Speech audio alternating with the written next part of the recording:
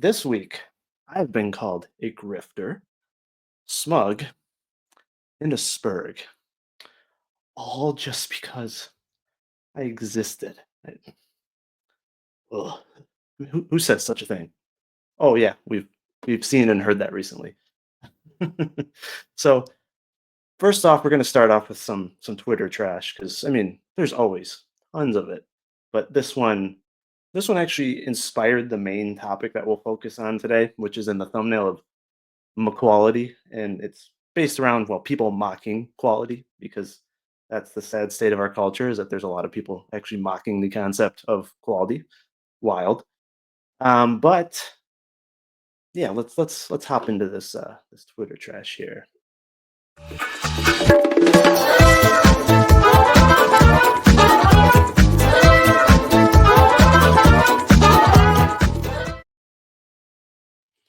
All right. Let me share my screen here. All right. So let's look at one of the agitators' posts.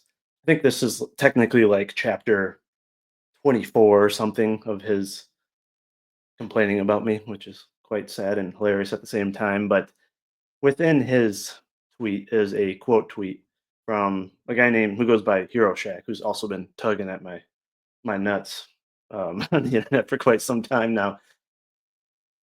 I don't get it, but the guy has been obsessing over the fact that I made a mini comic and that I labeled it as a mini comic.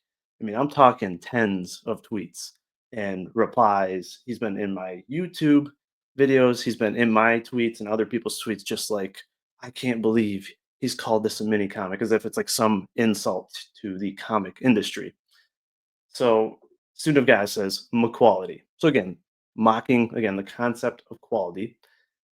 Some great, you know, Twitter etiquette here. He says, "B.A. Turner has a lot to say about making comics. Let's look at this."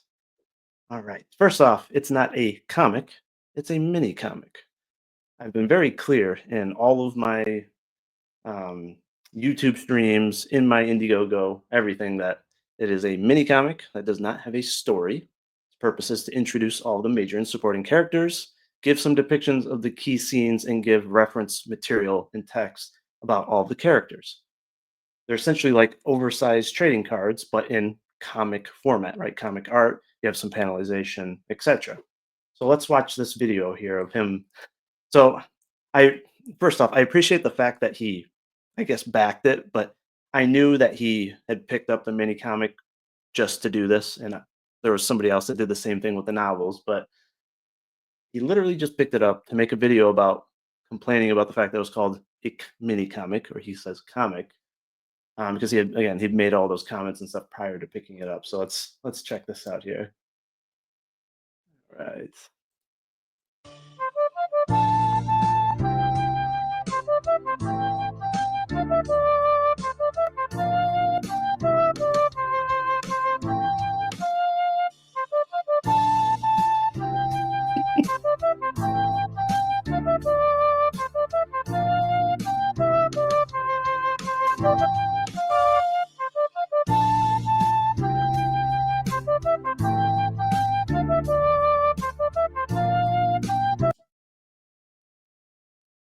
That statement makes me crack up.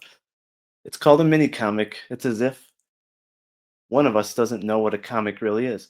Hence why it's called a mini comic and not a comic. It's literally not a traditional comic. I never marketed it as such. I never misled any of my backers or any people. It's explained explicitly what its function is in the campaign. And if for some reason you equate what I've said and what's in the Indiegogo campaign as a traditional comic, well, that's a you problem, not a me problem. And I also have been very clear that yeah, it's like 15 pages. The length of it ties into the fact that it's called mini comic. I would never say, "Oh, this is a full comic issue," and then only give you 15 pages, for example, and have no story. Like that's madness. So yeah, he literally picked it up just to make this video. And then, of course, Mr. Student of God. has to do a quote tweet to try to highlight the fact that he thinks I don't actually know what quality comics are because I haven't made a full traditional comic. Well, that's funny because I'm pretty sure he and others they support content creators that have never made films. They've never actually been in the film industry. They've never done anything in relation to it other than complain about films or complain about comics, right? Just like Eric July for years only talked about comics. He didn't actually create it, but I don't think Student of God was giving him shit about it.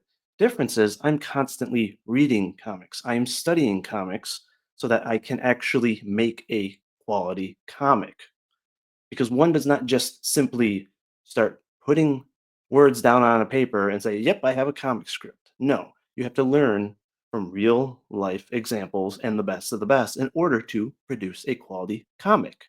So I'd say that especially since I've worked with comic creators, I'm currently working with an artist and writer creating my comic.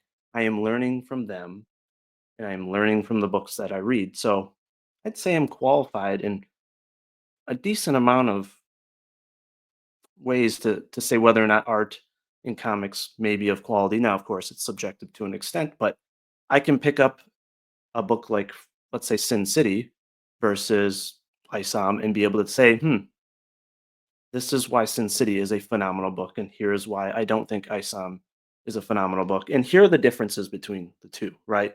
Here are the gaps in storytelling in character arcs and having the characters be three-dimensional, etc. These are things that you can learn and then make judgments and criticisms on existing works. It's pretty simple. So if you're going to call me out for not having a traditional comic finished, then you got a lot of YouTubers to call out, a lot. Because they're not actually making comics, they're not actually making films, many of them are not making music, and they're not politicians either yet. They talk about it, they judge it, they criticize it. So quite funny in my opinion. And yes, these are the very people that will also say that that little rant I went on was is a spurg because they equate telling your opinion and just voicing it calmly as spurging. I also think it's insulting to use that term, in my opinion. But yeah, but that goes back to why do they say I'm a grifter, I'm smug, and I'm a spurg, right? It's because I speak my mind freely because I'm not afraid to criticize popular YouTubers that they basically view as icons, and because I associate with people that they hate for whatever ridiculous reasons. That's it. So, yeah, go for it. Call me it all you'd like. I'm just gonna laugh at you because it's really sad. Yeah, that's true. Eric had like an 8-page like concept art book for $70. Mhm. Yeah, my nickname for him, since it's student of God, I think it's student of greasy old dildos. It's a very good way to spell out the God because obviously it's an insult to God and Christianity to actually say you're a student of him based on how he acts and things that he says and does. So it's quite hilarious. And this one's quite interesting as well. So that, and this is where the grift part comes in. He basically wrote a book and tried to grift off the CG space by including a mini comic. He's a beginner, and I would have happily supported him on his journey of growth, but he portrays himself to already have superior knowledge and opinions to others. Hmm. How is it a grift to be honest and say, "Hey, I have two novels with words, right, with prose, and a mini comic with art"? How is that a grift? Right? It would be a grift if I said, "Hey, I have a full traditional comic," and then I supply what I supplied. That would have been wrong. Or if I said, "Oh yeah, these novels are filled with illustrations," and then there's no illustrations, right? There's a lot of things that could fit that description, none of which I did. And I don't claim to have superior knowledge or opinions in compared to others. I'm just not blind to the blatant overhyping of certain works in the space. And I'm not afraid to speak my mind on them either. And again, I'm a student of comics right now. I am reading constantly. I'm learning from the best. And as you read, you learn, and then you can actually have more rounded thoughts and opinions that are based on said experience in reading those books and studying and learning from them. So, pretty simple concept.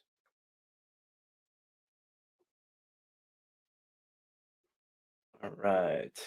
So, that goes into the main topic here, which is the fact that we're seeing more and more people just mocking the concept of quality, right?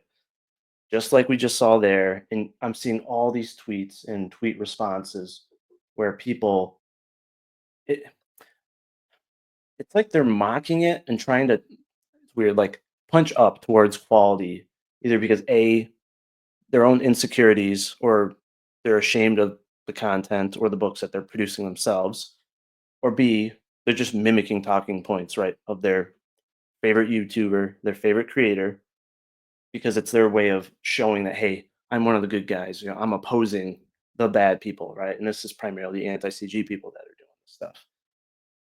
But you never see this in the film side of things, right? You never see people saying, I can't believe this creator or this film director is taking this long and he's so focused on quality. Why isn't he putting out more movies per year or one movie a year or whatever? You never see that, right? People want a monumental film. So what is so wrong with comic creators wanting to put out a monumental comic? There should be absolutely nothing wrong with that. And there's absolutely nothing wrong with a creator or an artist that wants to put insane detail in their book either. That's what the most acclaimed directors do as well, right? They're very detail oriented, down to the littlest thing on each scene. And that's what makes them phenomenal film directors and writers. Now, I'm not saying everyone needs to do that. And this is where I think the whole discussion and concept of quality gets misconstrued and twisted, is that folks are assuming, right, by calling people elitists and gatekeepers and all this nonsense, that everyone has the same expectation of quality across the board, right? When someone is criticizing a comic and saying, hey, we don't appreciate that it has 3D assets or there's inconsistencies in the story, things like that, right? That they're saying, hey, every single book, regardless of the amount of resources and level that creator at, has to be a masterpiece. That is complete nonsense. Nobody is expecting a brand new creator with minimal resources to create a masterpiece. Nobody. If anything, from what I've seen, almost everyone in the space has an understanding and gives a lot of grace to new creators because they know, like, hey, you're new to this, right? Your first book may not be phenomenal, right? It's about gaining experience, right? Practice makes perfect and all that. But it's also because we know most new creators do not have a lot of resources, right? They don't have a huge YouTube base. They do not have a huge Twitter following. They don't have connections. They're not going to have the name to attract big named artists. That's natural, right? And so they're given natural grace. They're not going to have people like me, Shane, and others that speak about quality. We do not have the same expectation for a brand new creator with barely any experience in comparison to a pro, for example. Of course, there's higher expectations for a pro because they've already been successful. They've already proven that they can provide quality. They are going to naturally be held to a higher standard. The same goes for people with a ton of resources. And what you'll see is people defending, let's say, YouTube creators, right, that come into the space and they do their first comic, and everyone's like, "Oh, it's their first comic, right? We shouldn't expect it to be phenomenal. Like, oh, mistakes will be made, and oh, it's okay that the first one wasn't that great, right?" And I say, bullshit. Why? Because a normal small indie creator comes in with basically no money to create a comic, hence needing crowdfunding. Maybe they'll raise a couple thousand. Maybe they're lucky, they get 5 or 10,000, which is still not much. So they're limited in terms of the amount of detailed art they can get. They're limited in terms of how large their team can be, the type of colors they get, all of that. So they have limitations. Whereas someone that comes in with tens, if not hundreds of thousands of dollars, they can literally pick anyone they want, especially if they have a big name. They can go out and get a pro. They can get the best of the best that's out there in terms of a line artist, in terms of colorist. They could team up with a writer. They could learn from them. They could get training from them. They could hire the best editors out there. There's literally no excuse to come into the space when you have all the resources and connections in the world and not have a banger. And if for some reason they don't have a banger, most people wouldn't really care unless they had a huge ego. They came in cocky, saying, "Oh, well, I'm gonna do it better. Marvel and DC sucks, right?"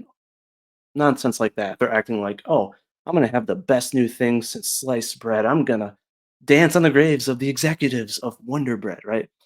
You say stuff like that, regardless of size, and then you don't actually match or beat said quality. Don't be surprised if you get criticized. It's no different than Disney, right? It's no different than Marvel. Star Wars had a history of top-notch films, phenomenal quality, and then they started slipping. Everyone has the right to say, "Hey, there's literally no reason why you cannot get back to the quality you had at, let's say, the first 6 films. You have the resources, right? The talent's there.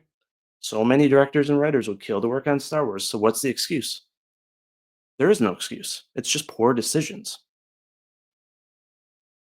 And it's the same thing that happens in indie comics, essentially.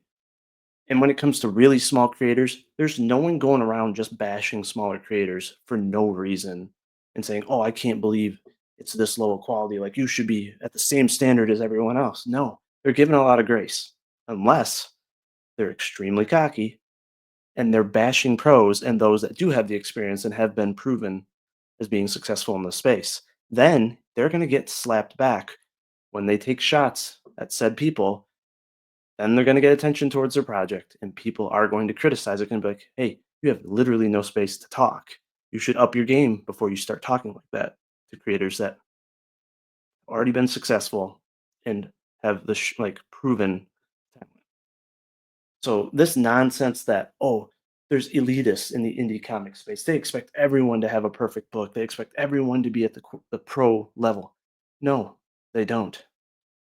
In fact, those people that you're claiming to be elitists are actually bringing people onto their channels that have little experience, have very small campaigns, right? Regardless of the quality of art, they're still giving them a chance to promote their work. If they were elitists and gatekeepers, they wouldn't let anyone on their channel. They wouldn't promote or retweet anyone unless they were at the very top tier level of talent. But that has not been the case, especially in CG. And myself and so many others are proof of that, where we've gotten on their channels, they've promoted our work, and they didn't expect us to have, again, this masterpiece right out of the gate. They understood the position that we're in, but what they recognize is that we want to help others, right? We want to not only grow ourselves, but help others grow. That's how the entire space grows. That's how CG grows. They recognize that and they recognize the effort. And that goes into the other big part of this is effort. Okay. If someone has minimal resources, minimal connections, all of that, but they go all out in terms of learning how to write, they study, they work with, whoever they can, right? Whether it's editors or co-writer, and they make sure that within their budget, right, they have the best art that they can, everyone's going to appreciate it and they're going to understand it. And there are cases where books may not have phenomenal art, but the story is top notch because the effort was there. No one is going to knock them for that. Now, again, if there's someone with a ton of resources that's trying to push quantity over quality, just trying to brag about, "Oh, I've released a book every 3 months," or "I've released X amount of books this year," but you can tell they didn't go all out on the art. They didn't hire the best people within their budget. And if they're the artists themselves, right, they're skimping on background details, right? Things of that nature, using AI, which would be the worst case. That's when people have the right, in my opinion, especially to call them out and criticize them because it's apparent that they didn't put all the effort in it. When it's apparent that people are working hard and they're putting the maximum effort into it, people are going to applaud that. But it's very obvious at times when folks are not putting in maximum effort and they're more focused on just bragging about, hey, I put out this many books in this time period versus, well, yeah, but did book one to book two have a significant improvement? Did book two to book three, right? Is there actually like growth and improvement? If not, you shouldn't really be saying anything about quality. And we've seen that in quite a few instances. So those are the two things that really bother me is the fact that people are not taking into consideration the fact that effort and resources play a big part in the expectations of quality. Myself and others do not expect the same level of quality from everyone. It comes down to the talent that's available for them, the resources that they have first, and then from there, effort. How much effort are they putting into it themselves and towards hiring the best team possible? So, all right, let's check in with the chat. Ooh, all right. Nice. I don't know what dog shit is, as I don't eat nor produce it. All right, Eccentric says, Turner, I don't care what anyone else says about you. You are all right in my book. Thank you, sir. And likewise, everyone should make sure they check out Eccentric's channel as well as his active campaign on Fund My Comic. This is a guy that's been cranking out books the last couple of years. He promotes others, he brings them on their channel. So again, let's get him some traction. Let's sub to his channel and let's back his book as well. Thank you, Eccentric.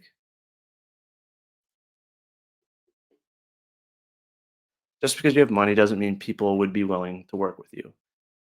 In certain circumstances, sure, that might be the case. Like if you say controversial things, for example, or have controversial content in your books, but the talent pool is huge out there, right? Whether it's pros or non pros that have a lot of talent, if you have the money, and especially if you have a following, you have a much higher chance of picking them up because they're going to get growth off of your base, right? They want to get their name out there and recognized.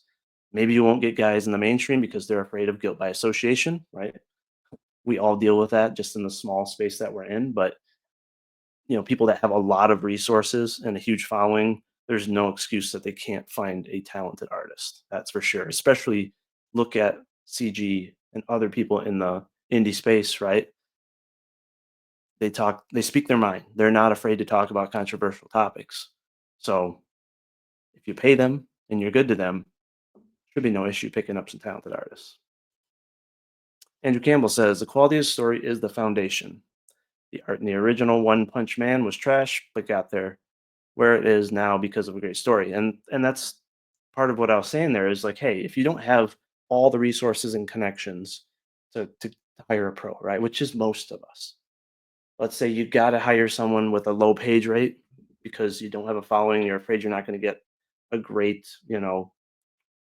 funding on Indiegogo or whatever, then you make sure that your script, that your writing, your dialogue, your inner monologue, all that is phenomenal.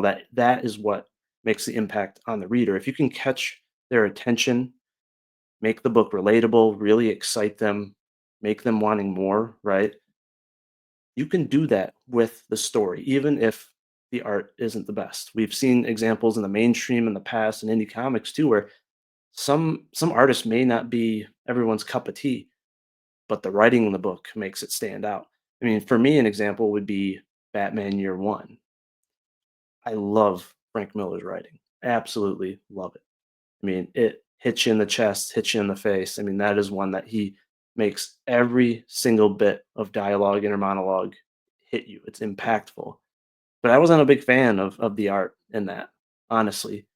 But I didn't let it distract me because I was too enthralled by the writing and the story, what was going on with the character. So everyone has the ability to learn and write a great story if they really put their mind to it and they get creative. So I agree with what you're saying.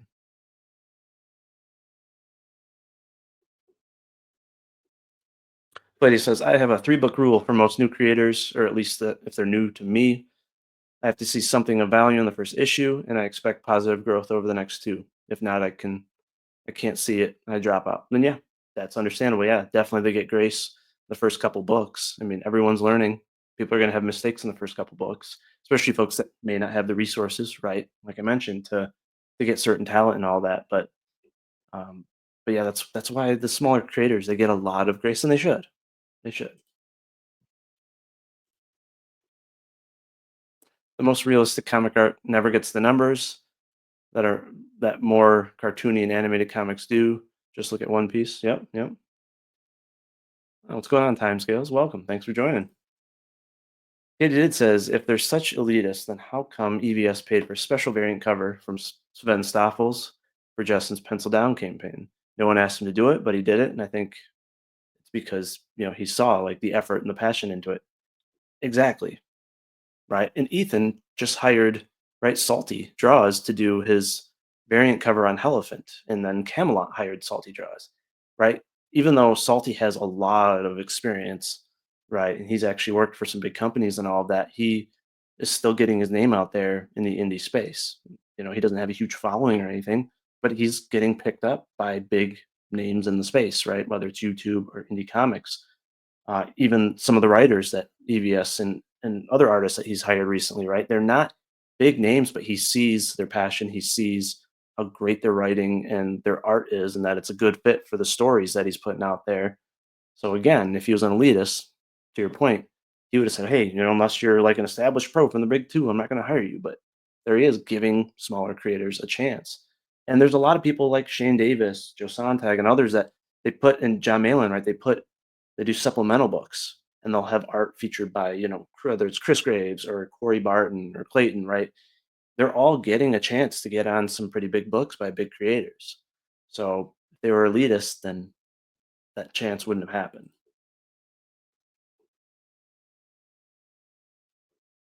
Yep, definitely. A unique style jumps out of the crowd, especially when it comes to art, right? Frank Miller is a great example. He may not be everyone's cup of tea, but even for me, the first time I read one of his books, like it kind of threw me off. But then as I got into the writing, it the art just spoke to me differently. Like it really lined up with his storytelling, with his style of writing, to where it made you appreciate the art, right? The grittiness of the characters, how he portrayed like the media, for example, made him look very ugly, right? And deceitful. And you're like, oh, this rougher style, it really fits the story. And so it grows on you and you really appreciate it over time. All right. Mindy says, it's not entirely true that you just give everyone good graces. CG harped on our first book for the first 2 years and still do, simply because they do not like us. I don't know. I wasn't there. It could be because of interactions that you have with them. I'm not sure how you treated them and vice versa. So it may not just be simply, again, it may not, like I had mentioned before, it may not simply be because of the quality, but it could have been because of the interaction. Could have been slapbacks. I don't know. I wasn't around back then. I know certain people are not a fan of the type of books you guys do, but I try not to even comment on that. I just know it's not my cup of tea. So could have been it's not their cup of tea either. Right? Broken Entertainment, welcome. All right, here we have a question. So, Mr. Badass Turner, I have a question for you. Did you write your two novels to fund promote your coming comic, or are you making a comic to further promote your novels? It's actually a mixture of both. I initially didn't even have plans to make a comic. My focus, I'm the type that I focus on one thing. That's all I can think about. And so for 7 years, it was the novels. And but once I got the first wraparound cover by Corey Barton, I fell in love with seeing the characters come to life, and I'm like, oh, this is awesome. I need to see more characters come to life. So I had him do book two, and I'm like, man, I just want to get more art. And I'm like, well, I'm not ready to do a full comic. I started really getting into comics, reading them more, but I'm like, I don't want to just jump into it. I don't want to rush it. I don't want to fall on my face. And I didn't have the following to where I was confident that I could raise enough money to even make a comic, right? Without losing money. And so I'm like, well, how can I just do a little bit, dip my toe in essentially, right? Into the comic world, get art commission, get some experience, get to know people, network. And I'm like, you know what? Novels just don't have enough visualization, right? There's not enough art, whether it's on the covers, whether it's illustrations in the books. I'm like, I'm gonna do something different. I'm just gonna do like an art book, a mini comic, right?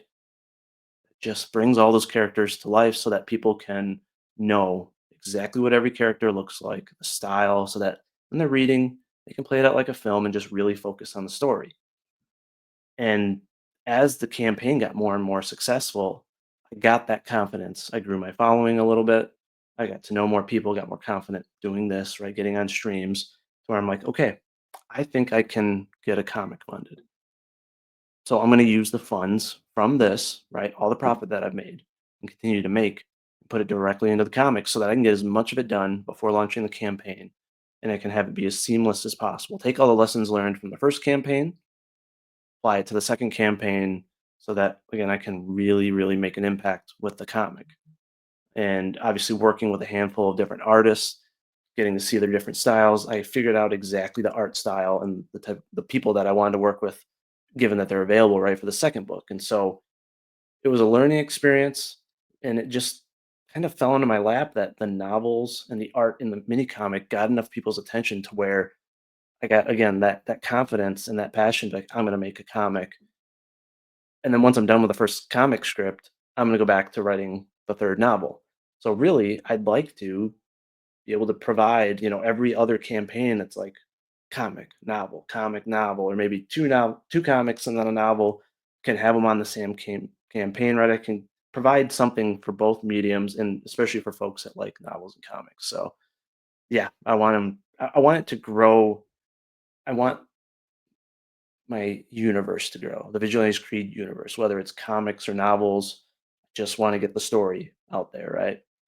But it's awesome to have the chance to do it in prose style, so I can go into intense details, um, and then also with the through visualization, through comics, to make more of an impact with the art, with the dialogue, with the inner monologue, right? So yeah, appreciate the question though. Let's see. All right, Mindy says we came onto the scene with our first book, no help. Me busting my ass on pages, putting as much effort as I possibly could, and we made 28,000. Still got shat in by CG. Again, I don't know what your guys' interactions were like. I've heard stuff from both sides. Was not involved, so I'm not going to make a judgment call on that. I can only go based off of how I've seen you guys talk to people, including myself, and that's simply it. But I know that again, the type of books that you guys make don't really fit in with CG. It's not a lot of people's cup of tea, and they may not even be willing to promote that type of stuff. Personally, I wouldn't be willing to, because again, it's not my cup of tea. It's not really the stuff that I would like to promote. But that's more of a personal preference thing. So yeah, this one's interesting. I think a lot of folks have seen this. So the talent agency refusing to work with Eric, despite Eric having money, demonstrates that the agency and talent just have principles. And so that's yeah, you can kind of flip the discussion around and be like, yeah, some agencies, some people may just be like, hey, I'm not willing to work with someone that speaks or acts a certain way or does a certain type of comic, right? Could be nudity, things like that. Like there are creators that are just like, hey, I won't touch that. Sorry, I'm not willing to work on it.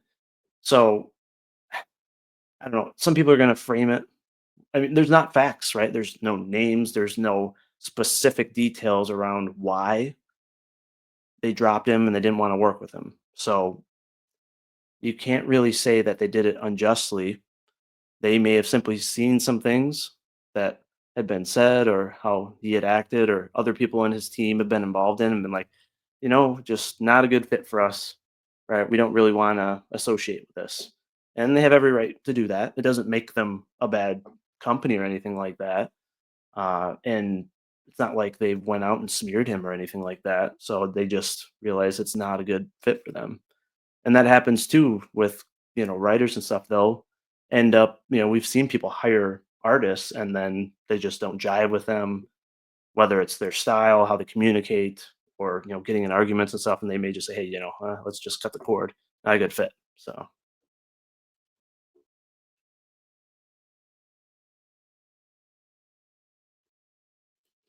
what's going on? Bayou Bomber, welcome. Also, Corey Barton, the awesome high quality artist that I had my mini comic. Oh no, what's going on?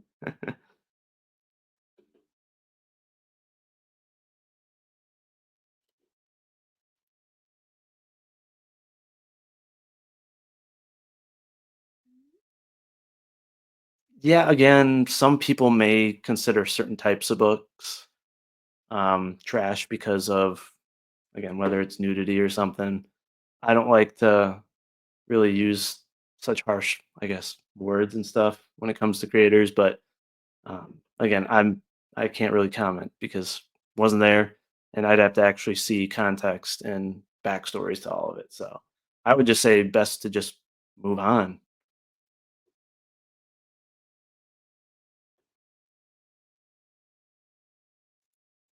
Can't even read all these comments. You guys definitely.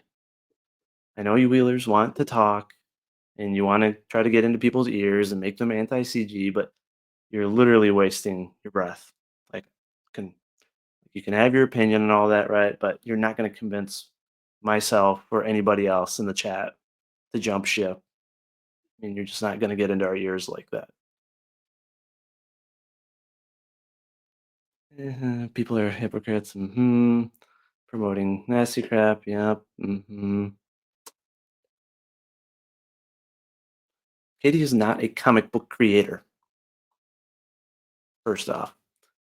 And it's quite weak to always go back to that argument, right? Oh, the fan fiction and this and that has absolutely nothing to do with the comic space at all. And you're just playing into the game of all the folks spreading rumors and nonsense about someone who didn't do anything to anyone in this space other than criticize and comment on some people's favorite YouTube creator. But then people are going to act like it's justified to try to dive into their personal life and take shots at her and her family. Like, come on, you as a woman should not be okay with how people treated her and the behavior around her. It's absolutely despicable. She supports a lot of us creators. She promotes us. Everyone appreciates that. We need more people like that. So you can leave that at the door. Again, you're trying way too hard. Doesn't matter if it's satire. Some people just not might be into smut in terms of creating comic books, especially in CG.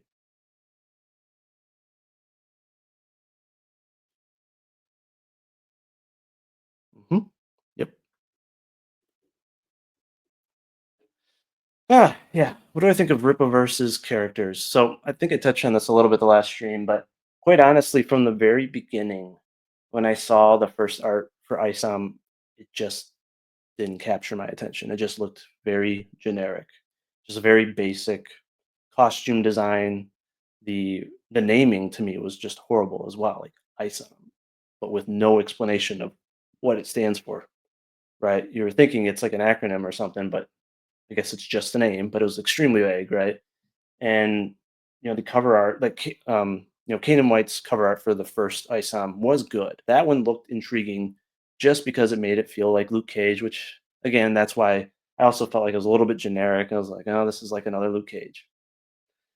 Um, but yeah, there's just nothing about it that really stood out to me. And then once you saw Yaira again, it's like,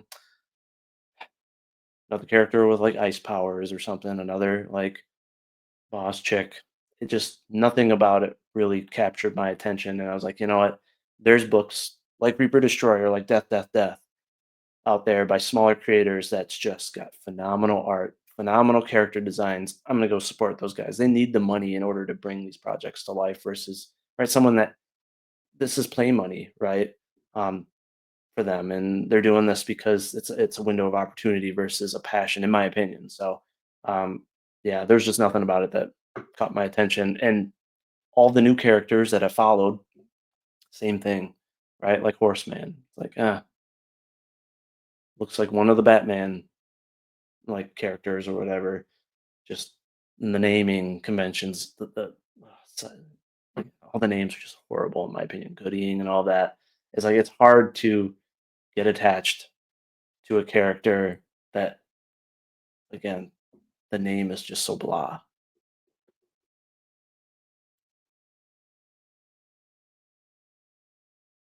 All right. Yeah, people, mods, feel free to mute, give timeouts to people that are going to call people in the chat weirdos and things like this. This is proving my point, right? agitation. This is what you guys are trying to do. You're trying to get into people's ears, and then when people do not agree with you, they don't fall in line, you do the teenage girl attacks and all that. It's embarrassing. Yeah, I'm gonna agree with this comment right here. Mhm. Yep, names are the worst part. Yeah, it's okay. Comes with the territory, you know. But all I know is people that are good to me, that have good intentions in in the space and and they help others. I'm gonna have their back. Pretty simple.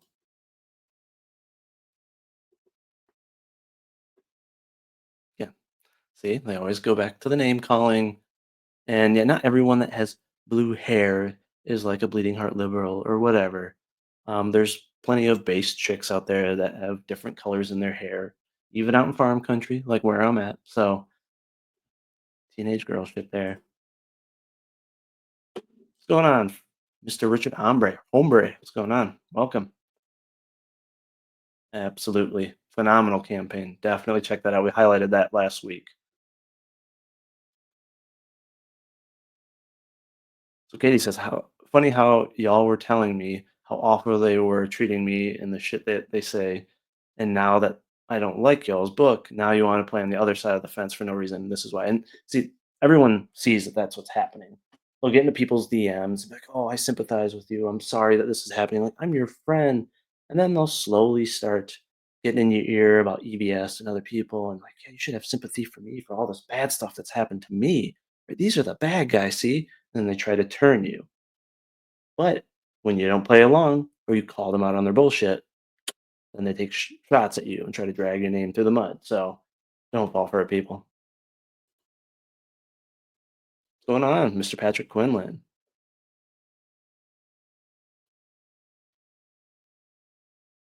Look at me, look at me.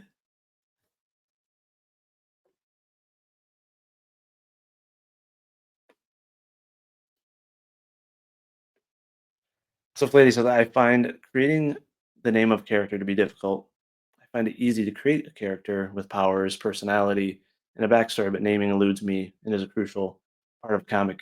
Yeah, that can be difficult. It did take me a while to come up with the names for my characters, but once I had figured out the powers and the personality for my characters, I tried to create the name based on, something symbolic that could tie in to their ability or abilities as well as their personality, or kind of do a mixture of personality and abilities. For example, Incubus in my book, right? The character that looks like Cthulhu, even though he's not inspired by Cthulhu. But it's Incubus because he's meant to look like an octopus. Because when essentially when he has the subjects undergo the mind control serum, after they have enough treatments, they start to see whatever Incubus tells them to see when he actually gets into their mind, right? Like the dirt worms are trying to get into our ears, right? He actually enters the subconscious, the mind of these subjects, and he can convince them, like when they see him, that the tentacles of his mask are, twisting, and that they could like constrict him, choke him, and there's like ink spewing from its mouth from the mask, right? So hence ink as incubus. So just kind of a bit of a play on words and all that. And so in Dread Knight, I have a good like explanation for the naming behind him in the character. It's because when the gargoyle, comes to life, when he's out on the streets, he's making his enemies dread the night versus basking in its inherent darkness, right? Because before he was around, they could just roam the streets, right? Terrorize, have fun, all of that. But now, because he's out there beating the shit out of these criminals, he's scarring them, he's making them actually dread nighttime, making them afraid to go out in public, to actually take part in crime, hence the name Dread Knight. So you can try to have fun with it, essentially.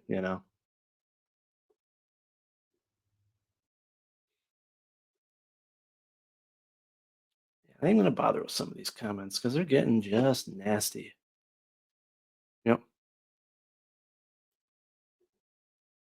All right. So I think it's a good time for us to EFAP a video by Shane Davis. So Shane did a really good video about quality versus quantity It was about a month ago or so, and yeah, I think can have a good discussion around that because he's one guy that, like me, gets called smug all the time, and he's very outspoken. He's honest about what he believes, and he gets a lot of shit for it. But I appreciate that he has that courage, and I agree with much of what he says. So it's a very good video for us to take a look at. So let me get this pulled up here.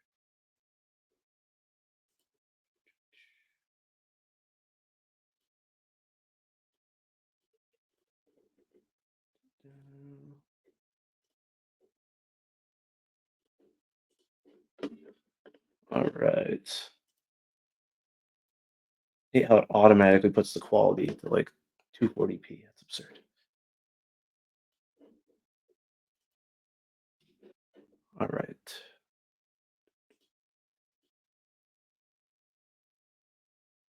Please give me some grace because I am still new to this, getting comfortable with it.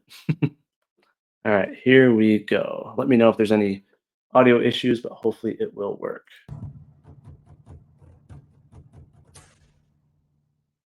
Hello, guys. I am Shane Davis, Twitty, your comic book veteran. We're going to talk a little bit today about the next big hot hyping issue in American comic book crowdfunding. And this is going to be, or just in comics in general, and this is going to be quality over quantity. And this is kind of like a term that usually got thrown around in the publishing industry, but mainly on the artist end of things is sometimes writers. But are you putting out, like, as an artist, are you trying to knock out as many issues a year as you can? Or are you quite simply trying to make the very best X-Men annual, like Arthur Adams X-Men annual you possibly can? Some people will get that reference, but it kind of pains me that this has to be reiterated because it was told to me when I went to Kubert school by the Kuberts in a lot of different times and points, either as an employee or as a student. And it is a decision I think every comic creator has to figure it out. You have to figure out what are you going for, what are your goals in this. And one of the things that gets talked about a lot in crowdfunding, especially, is late books. And I think to nauseum, I think sometimes it's a little bit more emphasis put on it than needs to be. I'm not going to say late books have helped at crowdfunding at all. I am not arguing that, but I don't know if it's the biggest issue people make it out to be. Now, late books for me, I've heard about for years, all the years I worked at DC Comics. I was either coming in to fill in for an artist who was late on a book. A lot of my career, early on in my career, I was just a fill-in artist looking for holes to get to do some work on. And then eventually I was a guy doing my own titles and sometimes needing a fill in on those because I could only produce so many books a year. That was just the thing. I was a 6 issue a year type of guy until one year I said I'm doing 12 issues a year, and I did do 12 issues a year. So I've done it. I've done the fast work, I've done the super slow work, I've done the fill-in work, I've done the merchandising work. If it's comic work, I've probably done it, and then even some in movies and animation and just sculpture, stuff like that. So I've been all around, guys. I've had toys, all. So that makes me think of one good point here too. Is that's the beauty of crowdfunding. One of them is you have all the time in the world, essentially. Now, obviously, it's debatable about if you put a estimated shipping date that may not be realistic, or again, people come into it and they may not expect it to take as long as it does, or again, they get really looped into the details and they end up taking a lot more time than expected. But you're not under this contract or this time expectation that you would have working for like the big two. So you have that option to take your time, be as detailed as possible, and you have that freedom to choose, right, how many pages you're going to do. You're going to do supplemental books and things of that nature. And so that gives independent creators the ability, in my opinion, to make an even larger impact than what someone in the mainstream might be able to do. Also, their hands could be tied to an extent of what they could put into the book, the styling of the art. There are a lot of things, there's a lot of constraints, but someone in the indie space has all the freedom to make it however they would like, which is fantastic. And that's what's exciting for me.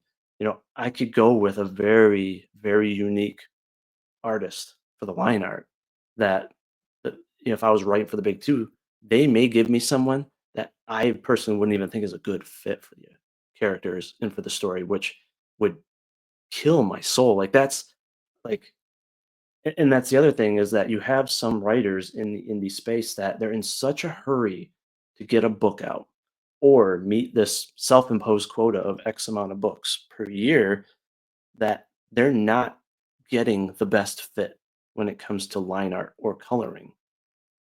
Where me, after doing that mini comic and having my first campaign, I was so excited to be able to be like, okay, I have that freedom to figure out like, okay, who's the best fit for line art? What coloring style, right? Do I go with more of an image top cow style coloring, or do I go with more of a Frazetta style, like digital painted style? But I have that freedom to decide, to think on it, and then to execute with an artist that I feel is the best fit for the story and for the characters. A lot of writers in the big two and for the mainstream don't have that option. Same thing goes for directors and writers in film sometimes. They may not end up having, certain casted actors or actresses that they feel is a perfect or even a good fit for their story, but their hands are tied. Our hands are not tied, and that is awesome. The only thing that limits us, again, is reach and resources, but you still have that freedom within your reach and within your resources to find the best fit possible, especially if you're patient and you're not worried about rushing something out. And that was what's funny about that gentleman, Hero Shack, at the beginning, that was, you know, railing on me about the fact that I made a mini comic. I insulted, the comics industry because it's not a traditional comic or whatever. Is he's constantly like, "Where's your first comic?" Right? If you know what you're doing, it shouldn't take this long. There's no excuse for it to take a year to make a comic and blah blah blah. And I'm just like, dude, I'm not in a rush.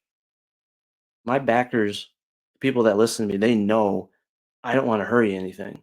I would much rather take a year or even a year and a half to put out this book and be incredibly detailed, make it the best it can be so that I wow them, that I make an impact so that they just can't wait for the next one versus, hey, I'm just going to rush it out in 4 to 6 months and I'll just settle on an artist, right? I'm not going to work with artist A or B because, they're trying to finish up another project. No, I'm going to sacrifice quality. I'm going to sacrifice that chance at wowing my readers, what, just to get it out more quickly? If you're really passionate about what you're doing, you wouldn't do that. All of that stuff. So, one of the things I'm going to talk about here that will lean into this is where is the American comic book industry right now?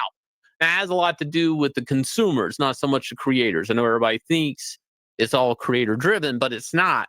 This is a picture from Baltimore Comic Con, which I attended this last year and set a booth up and only sold my independent stuff. And walking around the con, I noticed I don't know if I had ever seen this much comics at a con in years. Old comics, long boxes, young couples, I'm talking men and women together, digging through long boxes looking for back issues, omnibus being sold, and one of the few retailers that was actually selling like new comics had their comic stock marked off 50% off on Sunday. They're going to go nameless it for this video, but do know that was their cost for the books. Basically, they were like, just give us what we paid for these books and we'll take the loss for attending the con. And it was a really bad idea for us to try to sell these crappy Marvel DC books at this Comic Con because obviously people are buying it backwards. Now, what has that got to do with crowdfunding? Well, in my opinion, it's got a lot. I do crowdfunding. We have a campaign up right now that's $250,000. Inglorious Rex 3 over $250,000. If you guys will please go back this campaign. If you are new to Inglorious Rex and you're like, but Shane, how do I buy Inglorious Rex 1 and 2? You can get them on our site, and these do ship out next day. So any Preference is not equate to being an elitist. If I mean, think of it this way: there's a lot of conservatives in CG. Some of them might be okay with nudity in books. And I don't have a problem with some nudity in books, right? For an example, Sin City. I could have went without it. Trust me, I'm not a fan of that in comics, but the writing and the storyline was so good that it didn't distract me or wasn't like bothersome. But if the entire book is a joke and just filled with nudity, then yeah, there's a pretty good chance a lot of people in CG are going to be like, no, this isn't my cup of tea. This isn't my preference, right? I want heroes or I want more of a gritty story. street level warfare, things of that nature. So preference does not make you an elitist. Neither does having standards. People aren't elitist because they don't like superhero films or they don't like horror films, for example. It's just a preference. That's it. Anything in our site, Nine Lives Comics shop, that you see in our store, they do ship out next day if it's in the campaign. You are pre-ordering and you will get great stretch goals and stuff and all of this beautiful, artwork and books. There's 3 books in this campaign, so you will be waiting on 3 books total. A lot of great stuff to pick from over here. So, what does this have to do with crowdfunding? Well, when I'm drawing a book, right? When I'm drawing a book, I'm not competing with what Marvel and DC is putting on the shelf. That's a fool's errand because Marvel and DC are beating this shit out of themselves with the glut, with the apathy that they've sown in readers, with the poor quality talent pool that they farmed for years, and all the talent they've ran off. Either they're too old to hire anymore, or they just don't want to spend the money on them. They want cheaper budgets for artists for declining sales and books. It's a race to the bottom, guys. So why would I compete with that? My goal as a publishing company isn't to put out 12 books a month. I'm watching Marvel and DC choke to death doing that with multiple titles. It's not working. Yeah, but this is something I said in the last Dark Horse discourse is that, in my opinion, if the big two were to focus on obviously quality versus quantity, right? But if they were to just focus on having some really big releases throughout the year, trim some of the fat, right? Some of these books that they don't have right names that are well known attached to the books, where the storylines are jokes, like this whole Harley Quinn fart book or whatever, right? Trim that fat and put your marketing efforts towards, hey, this year we're going to have this Silvestri book, right? We're going to have a new, Frank Miller book, another Alan Moore book. Put the attention around some big releases, hype it up. That's how you're going to bring back the traditional customers, the ones that have said, screw it, I'm done, right? The ones that were obsessed with comics, that collected them. If you want to actually get your sales to go up, you need to bring them back. You need to get them addicted to picking up books and collecting them. And in order to do that, you have to bring big names, recognizable names, and recognizable art. Not just releasing a bunch of books that are not going to excite people, that people are just going to walk by in the comic store. And they are also just trying to save money by, again, farming stuff out to lower cost countries, things of that nature, hoping that, oh, well, as long as it's got Batman attached to it, or as long as it's got all these different legacy character names attached to it, well, they're going to sell, right? Right? Well, no, not always. But if you do a Batman book with Frank Miller or Silvestri, Jim Lee, right? You name it, it's going to sell. So stop wasting all of your time and resources towards all these books that you know are not going to make an impact, right? They're not going to have a ton of people asking for the next issue and the next issue. Focus on bringing big names back into the space, put them on major characters, and market them. And then you'll have a chance to do the same with films too, because the films are losing steam just like the comics, because they're not focusing on bringing in big directors, big writers, big actors and actresses that can really bring some hype around it. Because, and they've also burned too many directors and writers and artists and writers in the comic space as well. That too, exactly. Right? They're more focused on the message, on pushing politics than they are making quality books. It's the same in the novel space, right? There's an agenda for all behind all of these literary agents. They want to push certain checks on a check or on a checklist or whatever, right? They don't want to push big stories or genres that are going to excite people. The well has been completely poisoned. And to an extent, the indie space is starting to get poisoned as well because people are starting to push quantity over quality, and people are coming in bragging about how many books they've released versus actually proving that, hey, look at the quality of the art, look at the story, look at the characters. It's all around how many have I done, or hey, look at all the boobs on my characters, like on the cover. Like, really? That's the focus? You think that's really going to bring a surge of health into the indie comic space? Because it's not going to. Pretty much, yep. They know what would stick though, and it's again the big names working on the big legacy characters. Why they're not putting their efforts towards that makes no sense. Maybe it's because those people don't want to push an agenda. I don't know. Yep, I agree. working for them. So why would it work for me? And here we go. The internet I want to hit on this question real quick. So Eccentric says, "Yo, Turner, I got another question. What age range do you think your books are best for?" I would say probably 14 and up, maybe even 15 and up. There's no like, there's nothing sexual in any of the books, but there is some violence for sure. It does have a grittier nature. There's some swearing and such, but so yeah, I would say right, someone that's entering high school and beyond would be okay with them for them. internet is starting to talk about it. What is professional? There's people at Iconic. I don't know a lot about them. Doug Ernst or something. I don't know. A little bit of back and forth here. But Eric July in the crowdfunding scene, I'm not really going to say anything positive or negative about him or his books, but it's starting to become up on a topic of him. This isn't about quality versus quantity. It's about professionalism, drive, ambition, and work ethic.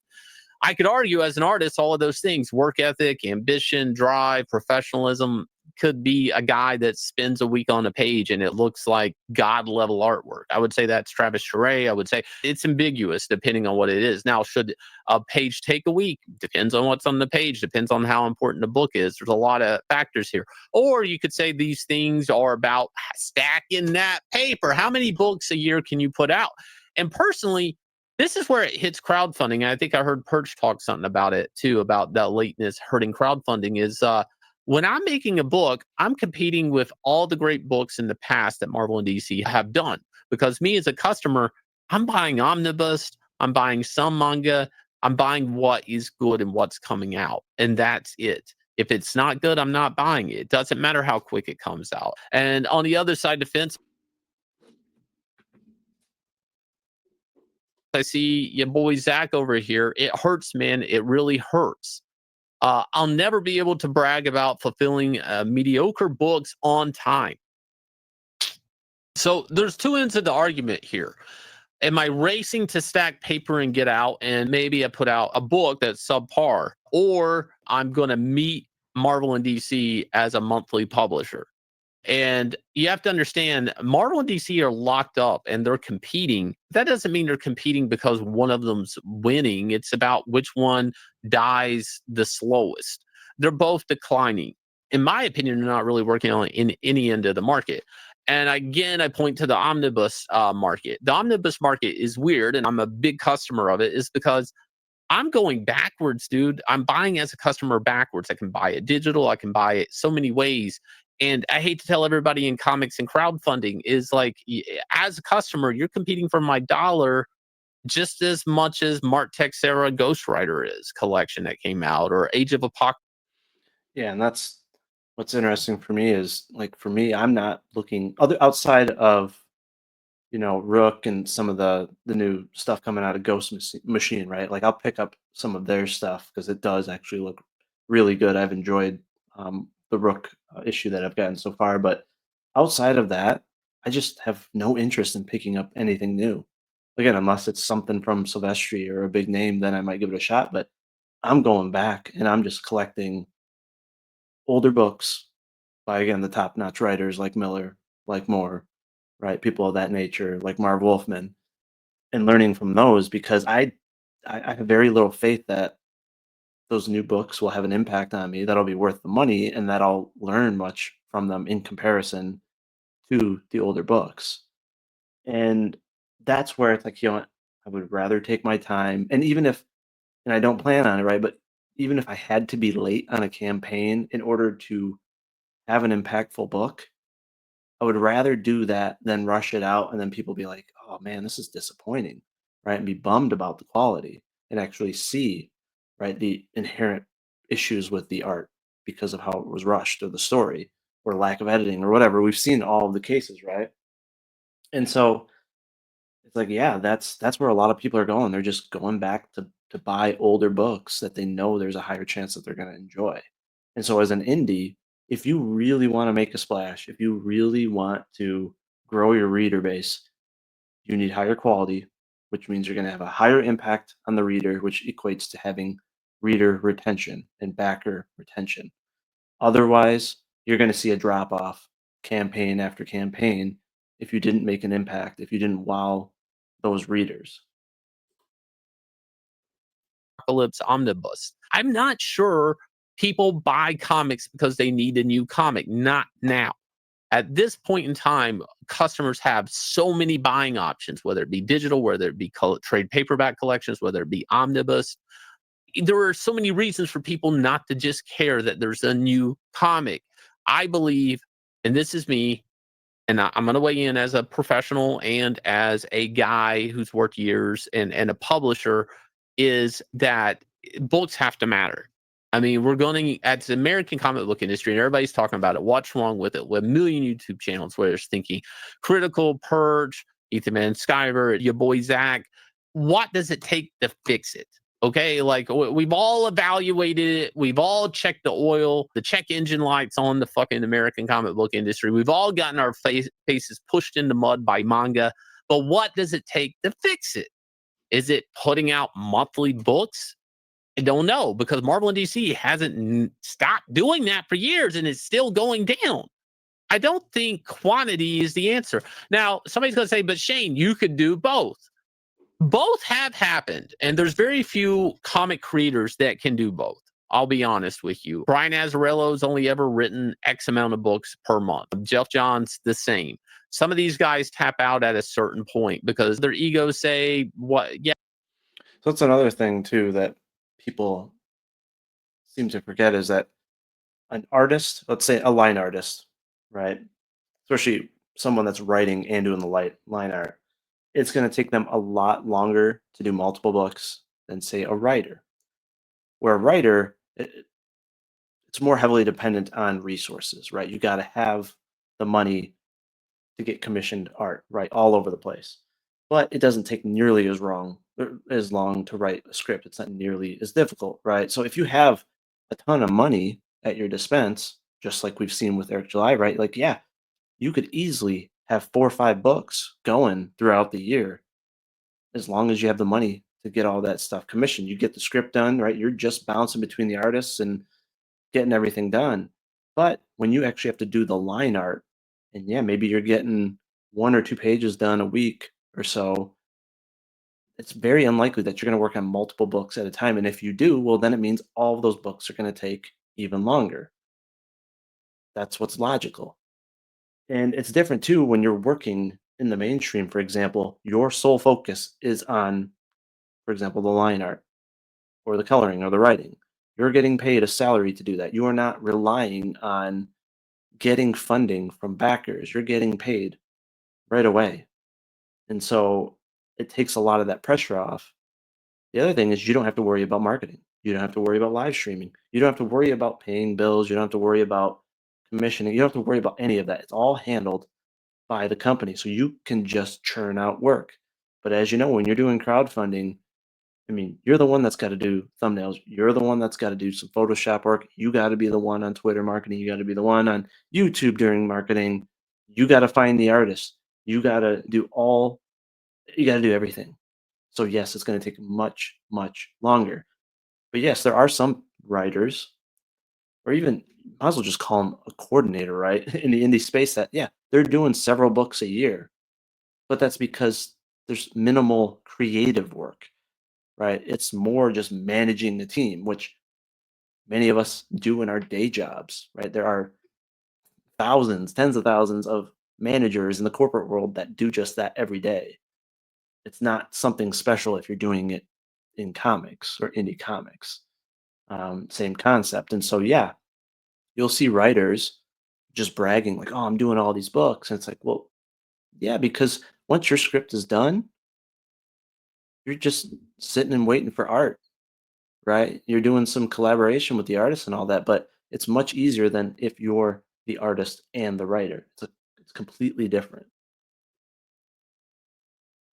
yeah, I could write an extra book a month at DC, but the reality is either my life's going to be hell or my quality is going to suffer. You're going to have to turn loose of something. And some guys are just like, their egos like, no, my books are this quality no matter what. And I don't know, with all the buying options for any consumer right now, I feel like we have to make books that matter. I really do. I think we have to make quality books. Now, does that mean that one day I couldn't just flip off of YouTube and quit YouTube completely and I could stamp out like 8 crowdfunded books a year? Sure. But who's going to advertise it? Who's going to market it? Who's going to tell Yep. people and show people why they should care? There's a lot of things to the crowdfunding thing. When I heard Purge talk about it, that kind of bothered me, which is marketing, which is fulfillment. There's so many factors that come along with crowdfunding that it may actually slow the average comic artist down. And that's actually, I hate to tell people, what keeps most people from crowdfunding comics is the idea of fulfillment. If you talk to comic pros at a Comic Con or something like that, and every time they talk to me that I'm doing crowdfunding, they're like, so how do you do the fulfillment? I'm like, with 2 hands. That's how we do it. We do it with 2 hands and our feet. It's like, oh, and they can't do that. That's beyond them. And that's going to be the big barrier, I think, for a lot of comic pros. And that's a whole nother argument. But do know, I think, like, just putting out, especially when you're expecting somebody to pay shipping, I don't know if they just need another monthly comic. I don't know if that's there. And if it is there, and people are going to say, but Shane, Batman. It's like, again, there you go, Batman. It's going to be a legacy character that has a built in fan base that they can't wait to spend more money on Batman. And they're into Batman comics and they're completionists and all that stuff. In the indie sphere, guys, we don't really have that because we don't have legacy characters. At best, Yep, and that's the other thing I've noticed too with some indie comic creators. They're so focused on quantity and trying to brag about, doing more than 2 or 3 comics in a year that they're actually going too fast, in my opinion, because there's a a lot of backers. They're backing a lot of campaigns. They may not read your comic right away. Um, they may not be ready to back your second campaign just a month or two later. The other thing is you're not giving yourself enough time to garner or gain a YouTube subscriber base or Twitter following. It might be make more sense to wait 6 months or wait a year and try to get like another 1,000 followers or get 500 subscribers on YouTube, right? Get known more on other streams so that maybe you can get an extra 10, 20, 50% backers as a result. But if you're essentially just marketing to the exact same backers that you had on book one, there's always going to be some that people are going to lose, whether it's because of your opinions or maybe they didn't like the book, who knows? Or maybe just they didn't have the money the second go around. Everyone's circumstances are different throughout the year. And so you've seen people that have just rushed trying to get books out, but then they get a significant drop off during their second or third campaign. And it's like, they thought that being able to say, hey, I turned it around quick, I lowered my price, like they're just going to get more backers. But I'm actually seeing the opposite in many cases. And it's like, hey, maybe you should have taken some time, tried to, use the reviews, use the art from your first book. Again, grow your following base, get some hype up for the second book. Maybe slowly release some art from the second book so that you can get hype around it and really go all out on the marketing and just maximize your results in the book, in the second book. And then again, rinse and repeat in the third book. Once you have that larger following base or backer, you know, list essentially, then it's easier to pump them out quicker because you can have more confidence that you're going to be able to raise enough money to keep going. The other thing is, did you up your game from book one to book two? Let's say you were concerned about having enough budget, raising enough money in the first book, but you raised more than you expected. So did you take that and say, hey, I'm gonna upgrade, right? I'm gonna hire an even more detailed line artist or up the colors, up the page count, something to be like, hey guys, I'm up in my game. Get ready for the second issue, right? But again, their focus is more on price and quantity, and I don't think it's helping a lot of people out. Like I want to have almost a slow burn going into my first comic issue, just like I did for the novels and a mini comic, right? Start getting people's interest peaked. Release some art over time, get a sign up list. Treat that sign up list like it's your campaign. practice your marketing techniques, practice how you're going to push tweets, how you're going to send, emails to the sign up list, see what resonates with people and what doesn't, what gets engagement, what gets reach, so that once you launch your campaign, it's like you can go full tilt. But too many people, I think, are trying to rush it because again, this whole narrative around around quantity has kind of twisted what they think the expectations of backers are. And the thing is, not you can't have the same expectations for a traditional crowdfund as you would from a pre-order campaign from someone with a large following. And too many people are, I think, starting to have the same expectations. Yes, we have speculators for number one issues. And then from there, you better catch them. You better hook them with the story or something because you got to keep them coming back for more. And that's going to come down to not how many books you can stack up per year, but it's actually going to come down to did they care about the book they read? Are they invested in the story? Your protagonist, was the art pretty? It could be a lot of things. It could be a lot of factors there. And there are a lot of factors to comics. If it was easy, Marvel and DC wouldn't be dying. If you guys will hit like, subscribe, ring the bell for notification, let me know what you think about this subject. I'm sure it's a hot subject, and I'll get hell for this video one way or the other. I'll leave you guys with a trailer for Inglorious Rex 3. Make sure. So yeah, I think that was very well put, especially from the perspective of someone that's worked in the big two, right? That is a professional artist. And yeah, I think new people coming into the space need to listen to more voices like this. Again, to just take a step back and be like, okay, what should my focus be on?